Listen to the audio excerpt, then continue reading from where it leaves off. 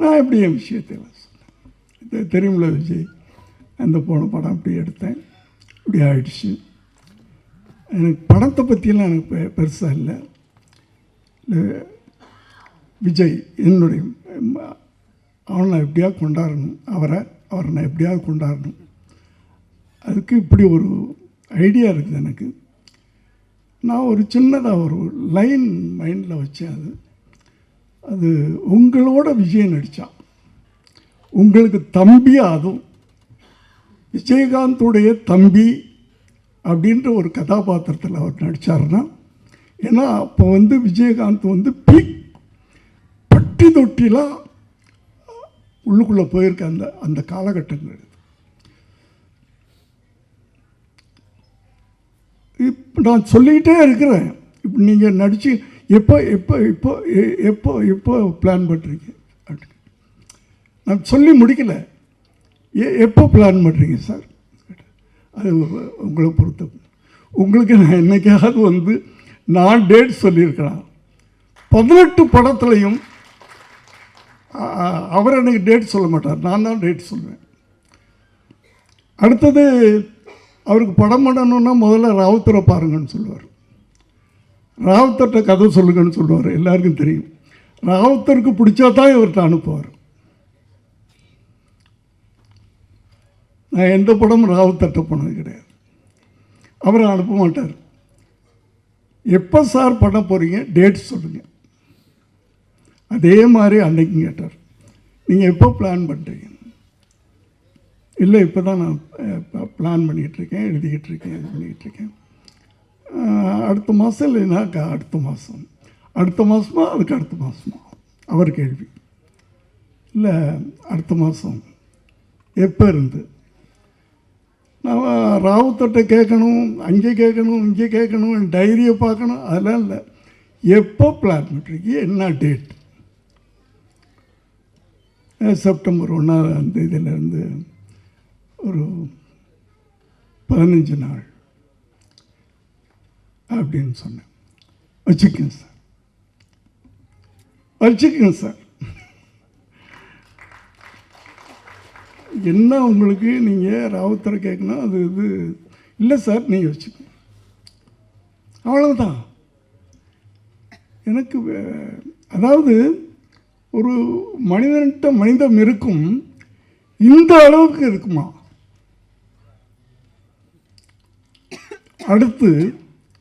அடுத்த நாளே 1 லட்ச ரூபா எடுத்துகிட்டு வீட்டுக்கு போகிறேன். காலையில் அவர் ஷூட்டிங் கிளப்புறதுக்கு முன்னாடி ஒரு கவரில் போட்டுக்கிட்டு போய் நுழைஞ்சு, விஜய் என்ன சார் இது? இல்லை ஒரு அட்வான்ஸ், இந்த படம் நான் பணம் வாங்க மாட்டேன் சார், தயவு பண்ணி. நான் உங்களுக்கு உதவின்னு கேட்டீங்க, நான் படம் பண்ணுறேன், அவ்வளோதான். நீங்கள் எதுவுமே பேசக்கூடாது, நீங்கள் போங்க, அந்த டேட்டுக்கு நான் வருவேன். பொள்ளாச்சியில் ஷூட்டிங். அப்போல்லாம் பொள்ளாச்சி இன்னொரு ஸ்டுடியோ மாதிரி இருந்த காலகட்டங்கள். 15 நாள்ன்றது இன்னும் 2 நாள் எக்ஸ்டெண்ட் ஆகுது. 17 நாள் ஷூட்டிங் முடிச்சுட்டு போயிட்டார். அதில் அந்த படத்தில் இன்னொரு பெரிய, நீங்கள்லாம் பார்த்துருக்க மாட்டீங்க இந்த ஜென்ரேஷன்லாம், செந்தூர பாண்டி. அதில் விஜயகாந்த் ஒரு பெரிய ஆக்ஷன் ஹீரோவாக உருவாயிட்டார். நான் பார்த்தீங்கன்னா ஜென்ரலாகவே எனக்கு இந்த தப்பு நடந்தால் கோபம் வரும். ரோட்டில் போய் நானே ஏன்டா இப்படி பண்ணுறீங்கன்னு சொல்லிவிட்டு அவங்களுக்கு தீர்த்து வைப்பேன், இல்லைன்னா அடி வாங்கிட்டு வருவேன். ஏதோ ஒன்று நடக்கும். அது அரசியலில் தப்பு நடந்தாலும் கோபம் வரும், சமுதாயத்தில் தப்பு நடந்தாலும் கோபம் வரும். இந்த கோபத்தையெல்லாம் எப்படி கொட்டுறது? சினிமா மூலமாக தான் நான் கொட்டினேன். ஆனால் அதுக்கு ஒரு பவர்ஃபுல்லான ஒரு ஹீரோ வேணும். அது விஜயகாந்த் கிடைச்சார். அதனால தான் சொன்னாங்களே நான் 18 படம் பண்ணேன்னு. நான் எந்த ஹீரோட்டையும் போகலை, கால் ஷீட்டே கேட்குறது இல்லை. நான் கதையை ரெடி பண்ணுவேன், என் கோபத்தையெல்லாம் அவர் மூலமாக தான் கொட்டினேன் நான் படங்களில்.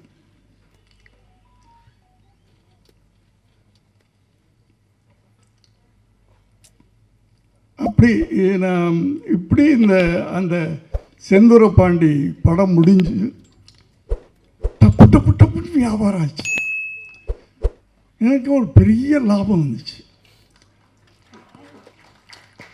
அப்போவும் நான் போய் கேட்குறேன், விஜய் எனக்கு இவ்வளவு ப்ராஃபிட் வந்திருக்கு, நான் உங்களுக்கு ஏதாவது கொடுக்கணும் அப்படின்னு இல்லை சார், நான் வாங்க மாட்டேன், பணம் வாங்க மாட்டேன்னு சொல்லிட்டேன்னா வாங்க மாட்டேன் அப்படின்ட்டார்.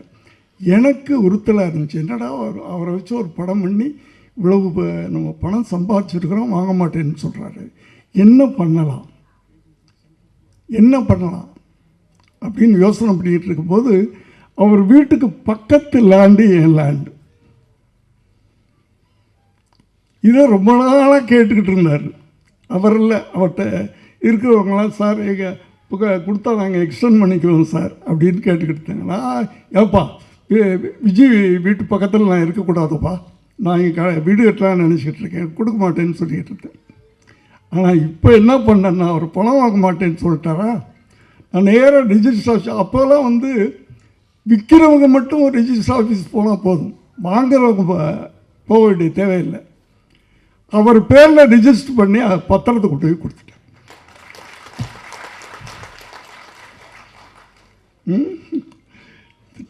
நேராக வீட்டுக்கு வந்தார் பாருங்கள், ஷோபாட்டை, என்னுடைய மனைவிட்ட. என்னம்மா என்னை கேவலப்படுத்திட்டார் அவர். சார், நான் உதவின்னு கேட்டால் நான் உதவி பண்ணுறேன், அதுக்கு போய் நான் பணம் வாங்கக்கூடாதுன்னு தான் நினச்சேன். நானும் சொன்னேன், பணம் கொடுக்கலையே, நான் பணமாக கொடுக்கல, அவனுக்கு பணம் கொடுத்தா தானே. இப்படி ஒரு அது நட்புலாம் கிடையாது எனக்கு. அவர் ஃப்ரெண்ட்ஸுன்னு சொல்லிக்க முடியாது, அதையும் தாண்டின ஒரு உறவு எங்களுக்கு. அவர் இருந்த வரைக்கும் அவர் மனசில் எனக்கு ஒரு தனி இடம் இருந்துச்சு சார், ஒரு தனி இடம்.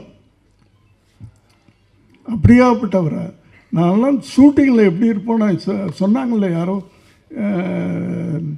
செல்லுமணி சார் பேசும்போது, அவர் டைரக்டர் நடிகர் சார், டைரக்டர் நடிகர், அதே நேரத்தில் ப்ரொடியூசரும் லாபம். அவர் ப்ரொடியூசர்லாம் லாபம் வரும், ரெண்டு பேரையும் மைண்டில் வச்சுக்கிடுவார். அவர் படங்களுக்கு ப்ரொடக்ஷன் மேனேஜர் தேவையில்லை, அவர் தான் கரெக்டாக வருவார், அவரே கமாண்ட் பண்ணுவார், அவரே மற்றவங்களை வேலை வாங்குவார். ஒரு நாள் ஏதோ ஒரு படம் என்னுடைய ஷூட்டிங்கு, ஃபைட் சீனில் நான் சிச்சுவேஷன் சொல்லிவிட்டு, அது நைட் எஃபெக்டில் நான் இருக்க மாட்டேன். எப்போவுமே நைட் ஷூட்டிங்கில் ஃபைட்லேயே இருக்க மாட்டேன். ஃபைட் மாஸ்டர்கிட்ட சிச்சுவேஷன் சொல்லிவிட்டு, விஜய் நீ பார்த்துக்குமா அப்படின்னா, ஃபைட்டுக்கு அவருக்கு தான் தெரியுமே, அவர் பார்த்துக்குருவார். நான் ரெண்டு நாள் தான், 2 கால் ஷீட். நீங்கள் ஃபைட்டை பிடிக்கணும். 2வது நாள் சாயந்தரம் 6 மணிக்கு வருவேன், அந்த எண்டு சீனை நான் எடுப்பேன் அப்படின்னு சொல்லி அந்த 2வது சீனை எல்லாத்தையும் எடுத்துட்டு, அந்த ஃபைட்டு முடியும் போது காலையில் 6 மணிக்கு ஃபைட்டு முடிக்கிறாங்க. ஏன்னா 2 நாளில் முடிக்கணும்னு சொல்லிவிட்டேன். 2வது நாள் கொஞ்சம் ஜாஸ்தியாகுது, சாருக்கு தெரியாமல் நைட் ஃபுல்லாக போகலாம் அப்படின்றாங்க. ஆனால் எனக்கு ஃபோன் வந்துக்கிட்டு இருக்கு, நைட்டு எக்ஸ்டெண்ட் பண்ணுறாங்க. ஓகே சரி, 6 மணிக்கு போயிட்டார்ல, திருப்பி 9 மணிக்கு போய் தூங்குறதெல்லாம் கிடையாது, போகிறாரு, குளிக்கிறாரு, திருப்பி வந்துட்டார் ஷூட்டிங்.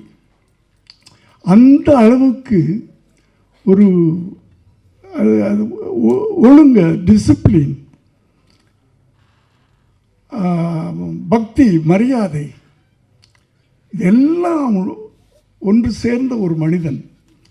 அதாவது எல்லாரும் நம்ம பிறக்கிறோம், படிக்கிறோம், வேலைக்கு போகிறோம், கல்யாணம் பண்ணிக்கிறோம், குழந்தை குட்டி, ஒரு நாளைக்கு போயிடுறோம், அவ்வளோதான்.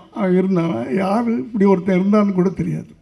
ஆனால் விஜயகாந்த் மறைந்த பிறகும் இன்னும் வாழ்ந்து கொண்டிருக்கிறார்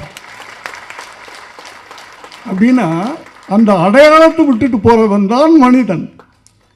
ஒரு அடையாளத்தை விட்டு போகணும். நம்ம இந்த பூமிக்கு வந்ததுக்கு ஒரு அடையாளத்தை விட்டு போகணும். அந்த அடையாளத்தோடு இன்று அவர் குடும்பம் இருக்கிறது. என்னுடைய செல்லுமணி சார், உங்களுக்கு என்னுடைய வாழ்த்துக்கள். இந்த படம் திரும்ப உங்களை படம் பண்ண வைக்கும் சார். இந்த படம் ரிலீஸ் ஆன பிறகு திரும்ப உங்களை தேடி ப்ரொடியூசர்ஸ் வருவாங்க. நன்றி சார், வணக்கம். நான் சீக்கிரம் போகிறேன், மன்னிச்சுக்க. எல்லாரும் மேடையில் இருக்கவங்களாம் என்னை மன்னிச்சுக்க. மிக்க நன்றி சார். எஸ்ஐசி சார் அவர்களுக்கு திரு செல்வமணி சார் அவர்கள் பொன்னாடை அணிவித்து மரியாதை செய்வார்கள்.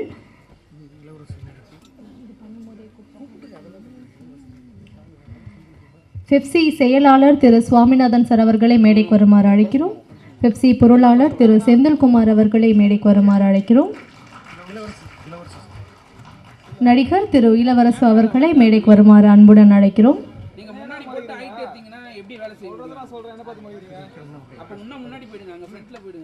ஆதலாக